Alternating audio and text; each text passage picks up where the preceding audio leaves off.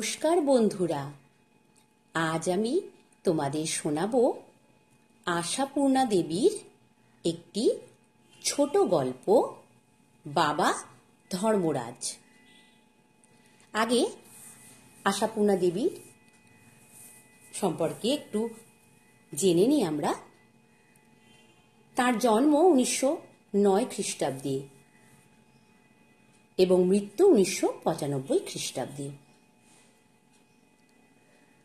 মাত্র 14 বছর বয়সে তার বিবাহ হয় কালিদাস গুপ্তের সাথে। মেয়েদের জীবনযাপন ও মনস্তত্ত্বের চিত্রই ছিল তার রচনার মূল উপজীব্য। অনেক ছোট গল্প, বিখ্যাত সব উপন্যাস লিখে গেছেন।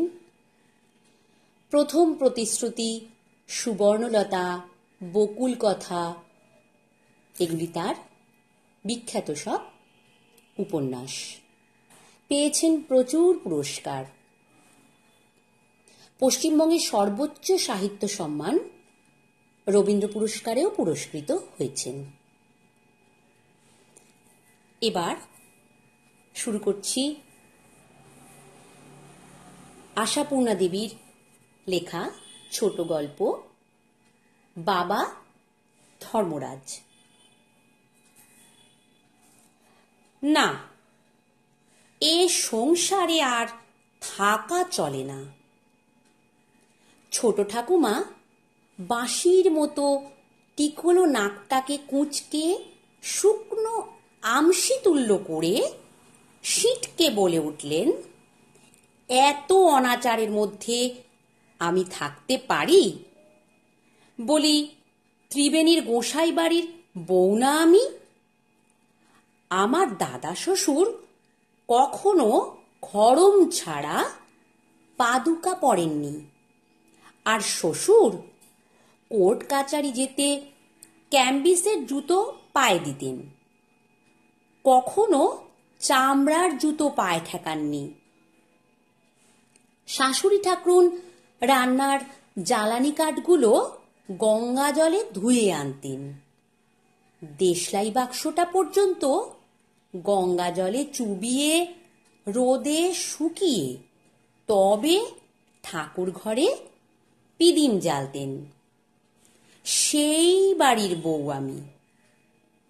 তো কলকাতায় এসে তো জাতজম্ম সব গেছে, তাই বলে কুকুর ছানার সঙ্গে এক ছাতের নিচে বাস করব? রাম কহ। বদা, আজই আমায় ত্রিবেণীর বাড়িতে পাঠিয়ে দেবার ব্যবস্থা করে দে।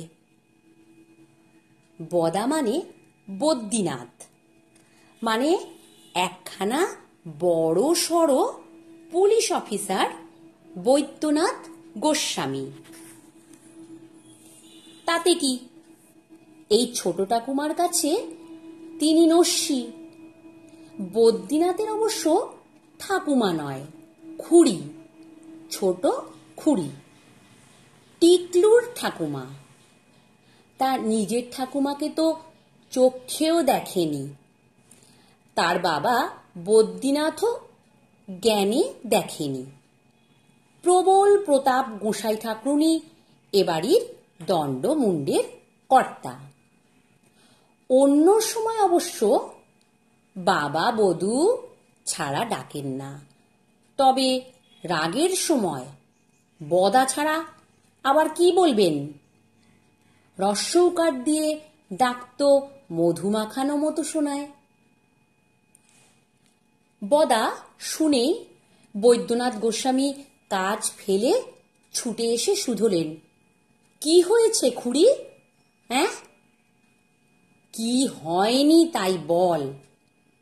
তোর ছেলের জন্মদিনে তার মাসি কিনা প্রেজেন্টও করে গেছে একটা কেলে কুকুর ছানা।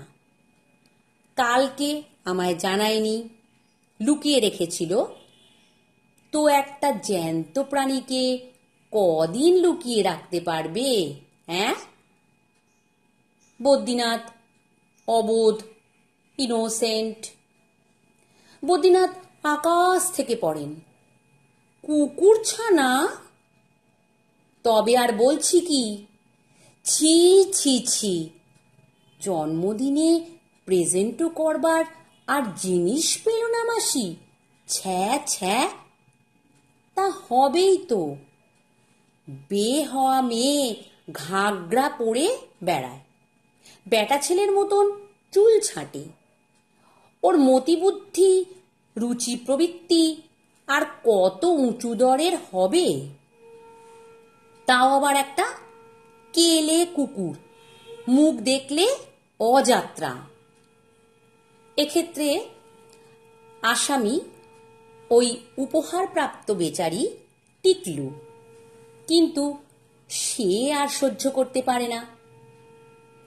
তেড়ে উঠে কড়া গলায় বলে, কেলে? ওটা কেলে কুকুর? কেলে না তো কি, দুধে? এ সংসারে টিকলু আর ছোট ঠাকুমা দুই প্রবল পক্ষ। একজন যদি শাসক পক্ষ, তো অপরজন প্রবল বিরোধী পক্ষ। কেউ কাউকে রেয়াত করতে সহজে রাজি নয়। সেই বিরোধের গলায় বলে ওঠে টিকলু, ও তো অ্যাশ কালার। ওই যার নাম ভাজা চাল, তার নামই মুড়ি। তুই আর আমায় রং চেনাতে আসিস নে টিকলে। তো থাক তোরা কুকুর নিয়ে, আমায় ত্রিবেণী পাঠিয়ে দে। টিকলু বীর দর্পে বলে, কেন ত্রিবেণী পাঠিয়ে দে কেন? ও তোমায় কামড়াতে গেছে? বিশ্বাস কি, কুকুরের দিব্য জ্ঞান থাকে না। ওরা গন্ধ শুকে বুঝতে পারে কে তাকে সুনজরে দেখে আর কে অন্য নজরে। তা তুমি বা অন্য নজরে দেখবে কেন শুনি? টিকলু আরও দর্পিত, একটু সুনজরে দেখতে পারো না? ছোট ঠাকুমাও অমিত দর্পে বলেন, কি দায়, জগতে সুনজরে দেখবার আর প্রাণী নেই? কুকুর হলো গিয়ে প্রাণী জগতের হরিজন, ছুঁলে নাইতে হয়। কি ছুঁলে নাইতে হয়? পৃথিবী শুদ্ধ লোকে কুকুর পোষে না, তারা রাত দিন নাই। লোকের কথা বাদ দে, পৃথিবী শুদ্ধ লোক যে খুনোখুনি হানাহানি করে মরছে, সেটাও তবে শিখতে হবে। সেইটা আর এইটা এক হলো? টিকলু বাবার দিকে তাকিয়ে বলল, বাবা, এই দুটো এক? কিন্তু হঠাৎ ঠিক তক্ষুনি যে বদ্রীনাথের মনে পড়ে গেল টেবিলে কাগজপত্র ছড়ানো আর জোরে পাখা ঘুরছে, তাই তিনি, এই রে, পাখাটা বন্ধ করে আসিনি, কাগজপত্রগুলো, বলে অ্যাবাউট টার্ন। পাশের ঘরের দরজার কাছে কাকুর মুখটা একবার দেখা গেছিল। টিকলু জোরে ডাক দিল, কাকু, ও কাকু। কি রে? বলছি, খুনোখুনি আর কুকুর পোষা এক হলো? কাকু সিদ্ধনাথ কোমল গলায় বলে ওঠেন, তোমাদের তর্কের সাবজেক্টটা তো ঠিক বুঝতে পারছি না। টিকলু কিছু বলতে যাচ্ছিল, কিন্তু ছোট ঠাকুমা এক ধমকে ঠান্ডা করে দেন, তুই আর ন্যাকা সাজিস নে সিধে, সেই অবধি তো দোরের পাশে কান খাড়া করে দাঁড়িয়ে আছিস। বলি, টিকলের মাসি কাল ওর জন্মদিনে একটা কুকুর ছানা প্রেজেন্টও করে গিয়েছে, জানিস না? ও হ্যাঁ হ্যাঁ, শুনেছিলাম বটে। থাম, আবার ন্যাকামি। শুনেছিলাম বটে, তুমি ষড়যন্ত্রের সর্দার। জানতে বাকি নেই আমার। তবে এই আমার সাফ কথা, কুকুর ছানার সঙ্গে বাস করা আমার পোষাবে না। আমি এক্ষুনি ঘন্টুর বাড়ি চলে যাচ্ছি রিক্সা ডেকে। ঘন্টুর শালা রোজ ত্রিবেণী থেকে ডেলি পাষণ্ডি করে। আজ রাত্রিরেই তার সঙ্গে চলে যাব। সিদ্ধনাথ ভাইপোর উত্তেজিত, আরক্ত, ক্রুদ্ধ অথচ করুণ মুখের দিকে তাকিয়ে করুণায় বিগলিত হয়ে আফসোসের গলায় বলে, আহা, তা কুকুর ছুলে চান করতে হয়, এই তো ব্যাপার। তুমি তো আর ছুঁতে যাচ্ছ না, ও বৈঠকখানার দিকে বাইরের ঘরে টরে থাকবে। থাম। তাই আবার হচ্ছে, শেষ অবধি ঠাকুর ঘরে এসে ঢুকবে। তো না হয় গ্যারেজের মধ্যে চেনে বেঁধে আটকে রাখবে। ছোট ঠাকুমা অনমনীয় গলায় বলেন, কুকুরছানা কি চিজ তুই জানিস?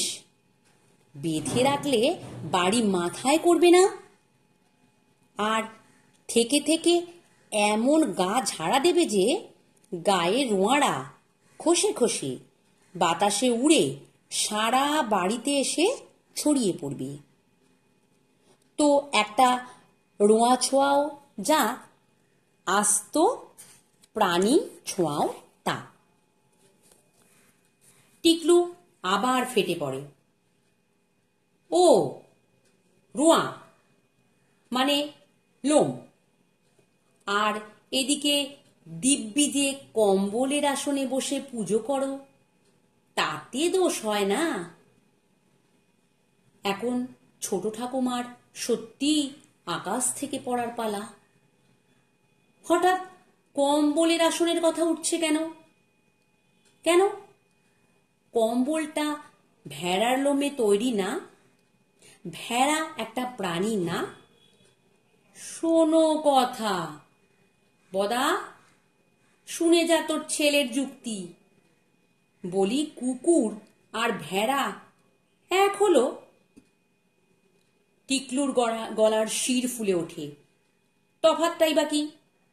কুকুর, বেড়াল, ছাগল, ভেড়া সবই এক। সিধে শোন, ভাইপোর যুক্তি শোন। বদা তো ভয়ে ঘর থেকে বেরোচ্ছে না।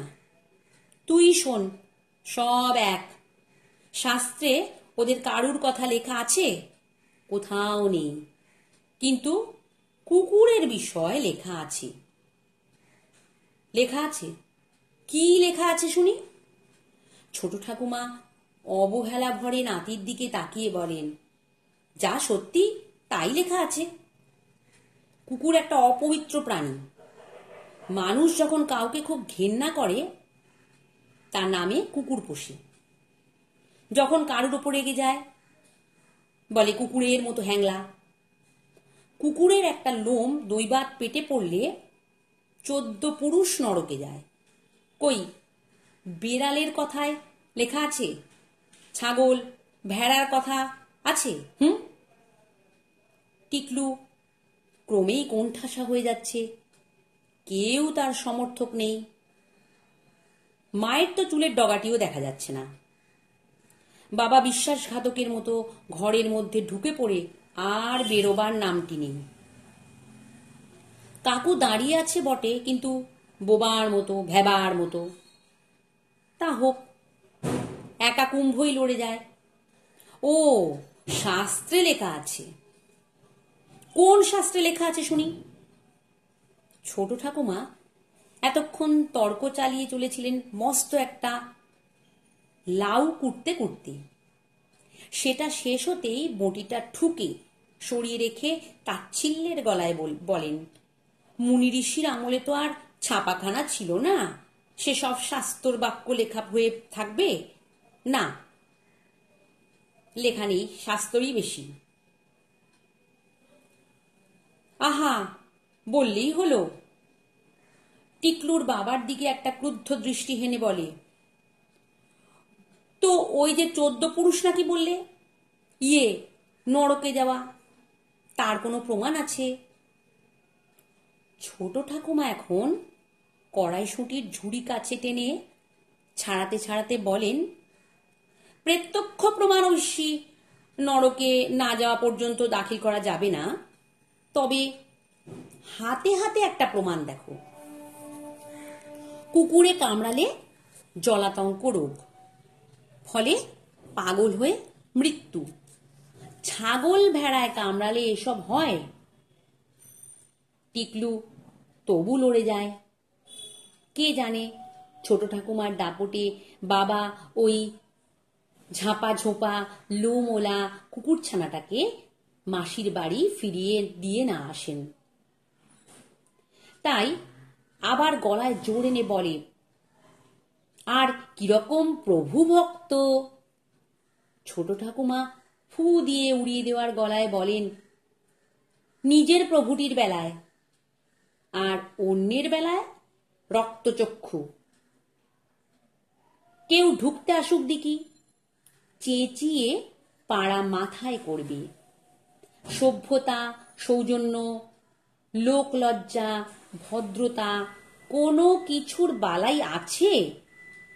যে বেড়াতে আসবে সে প্রাণ নিয়ে পালিয়ে বাঁচবে, আর বাড়ির মালিককে ভয়ে ভয়ে দরজায় নোটিশ সেঁটে রাখতে হবে, কুকুর হইতে সাবধান।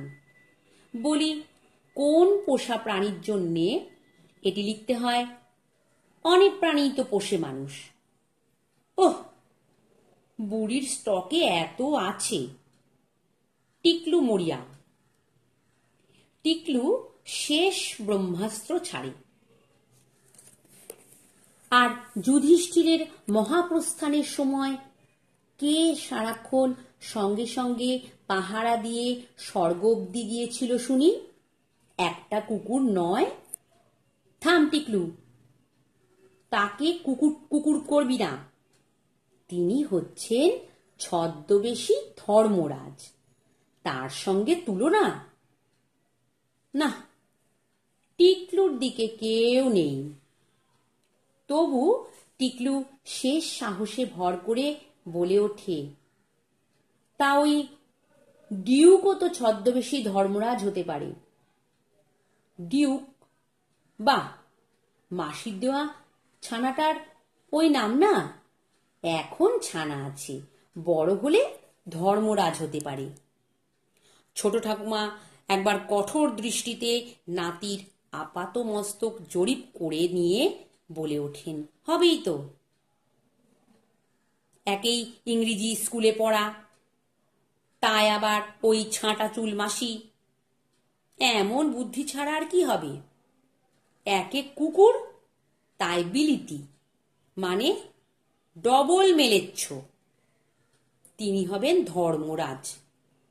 তা থাকো বাবা, তোমরা তোমাদের ধর্মরাজকে নিয়ে। গোসাই বংশের বংশধর হয়ে যখন এই প্রবৃত্তি, আমি বাবা শেষ জীবনটা গঙ্গা তীরে শ্বশুরের ভিটে কাটিয়ে দিই গে। মালতীর মা, একটা রিক্সা ডাক।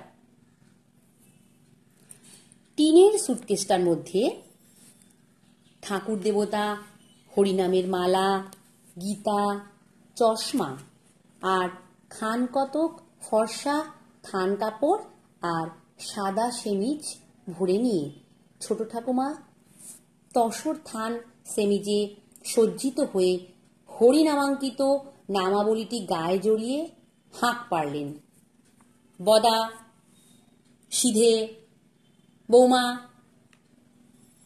এই চললাম আমি এখন ঘন্টুর বাড়ি।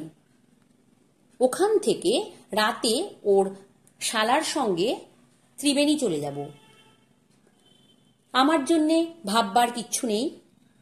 শেষ জীবনটা গঙ্গা তীরে শ্বশুরের ভিটে বেশ কাটিয়ে দেব।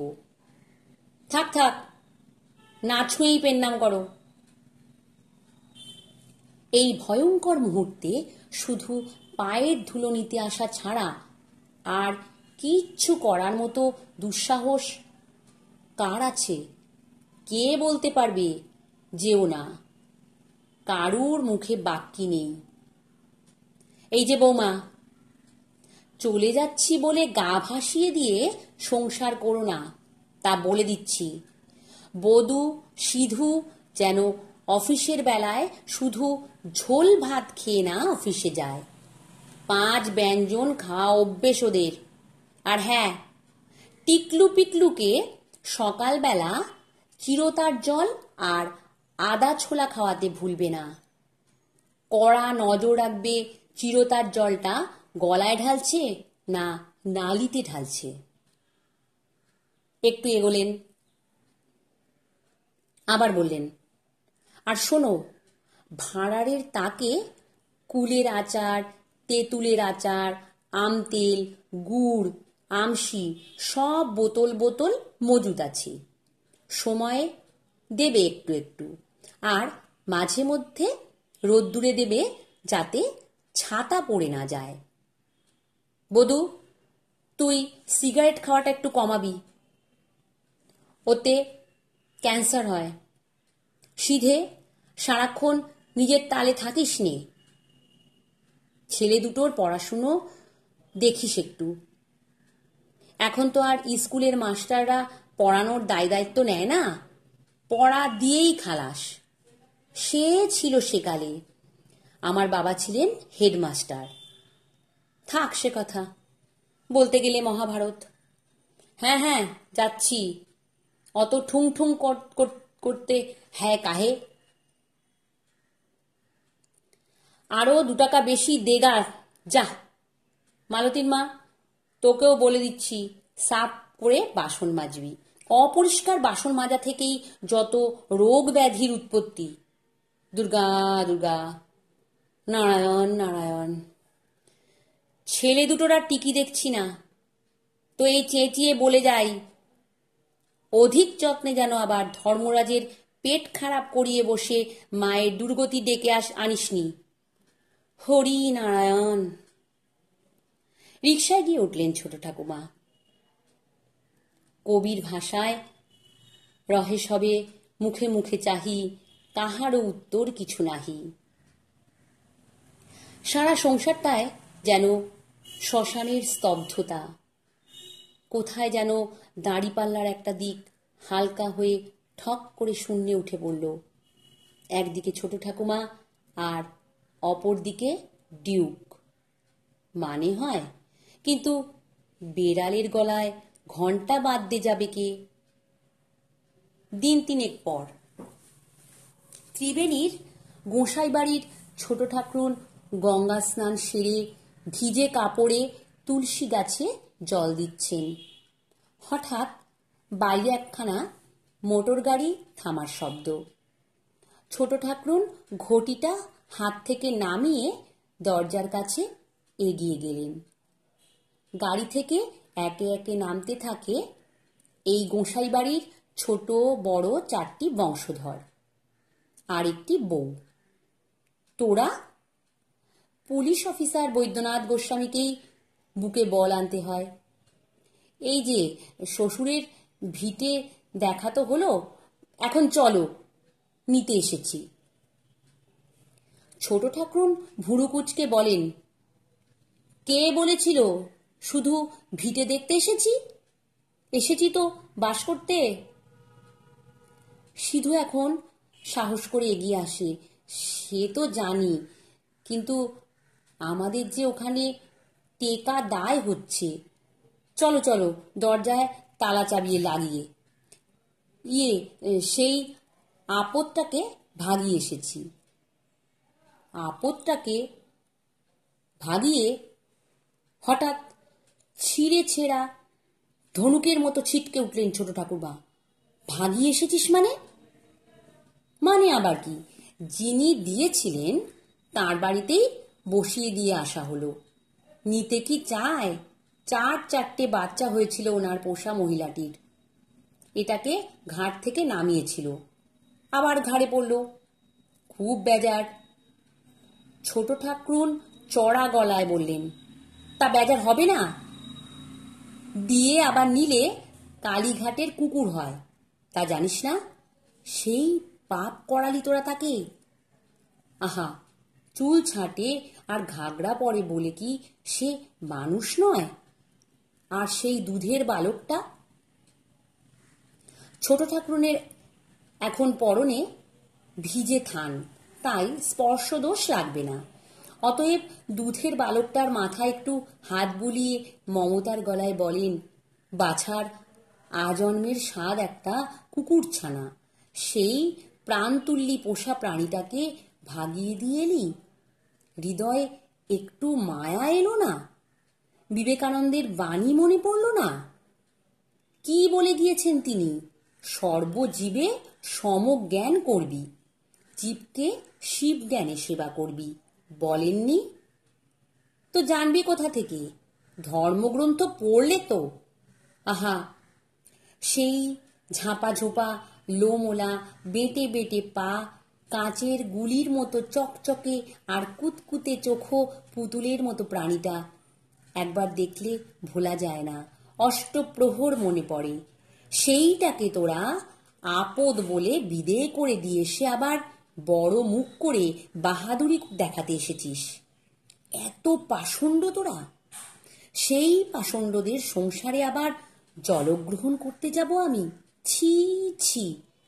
পাপ পুণ্যের ভয় নেই, বিবেক বলে কিছু নেই।